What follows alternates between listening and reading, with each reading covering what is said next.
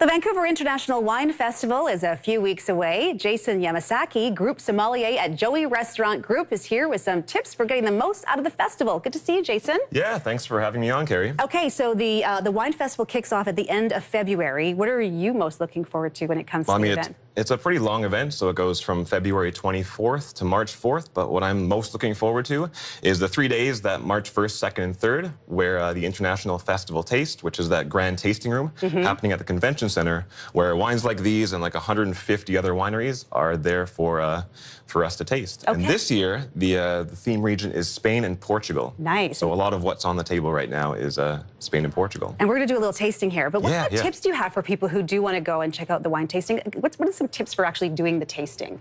For doing the tasting, a couple things to make sure. It's like there's a big difference between like drinking wine and tasting wine. Right. So to start off, grab that first glass in front of you, Carrie, and one thing I would recommend, and you did it right, which was grab it by the stem and not by the bowl, first of all. Yeah. And get fingerprints all over it. Because after 3 wines, it's going to be you can't quite see the color. And one of the things about tasting is just being able to evaluate every part of it. And so just having a look at the color. This is what everybody else does. No, that's good.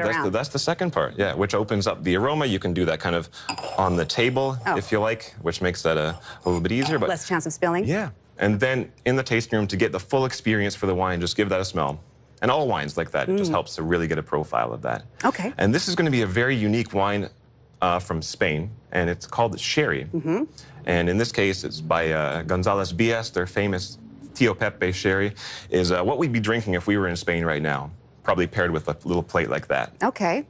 But what you can expect is just a quenching, kind of bone-dry, aperitif-style wine. May I? You may. Okay, here we go.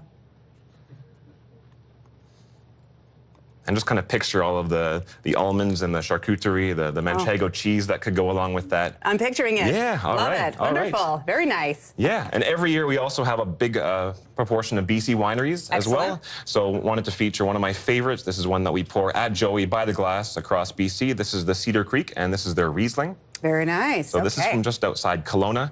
Some old Riesling vines. And when you're tasting as well, there's a difference between like dry wines and sweet wines. The first one that you had was probably a bit drier. And then when you take a sip of this, have a little bit of that sweetness, but it's really refreshing. And then if we were thinking things like... It is sweeter. Yeah, yeah. It's very nice. Very nice.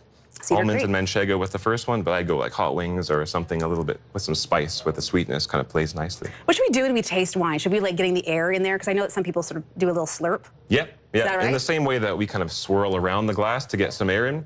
When it's on your palate, if you just want to drag some air through that, probably best to practice at home before taking it to the tasting room, I say. Right, get a little bit messy, right? Yeah, yeah, for sure. Okay, we have about a minute left. Okay, what's this one? Let's do Portugal. They're all also part of the tasting room. Okay. The chef's team at Joey was actually just in Portugal in September. Dirk Niepoort, an amazing winemaker from the north, was producing a lot of the wines that we had on the trip. And so here's a dry red wine.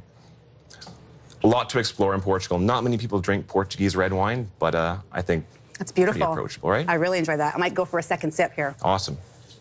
We'll make sure that we do not forget the last one here. Okay. What do we have? Which is Pedro Jimenez, which is a very specific style of sherry. Oh, really rich, raisinated, full-bodied, like totally sweet.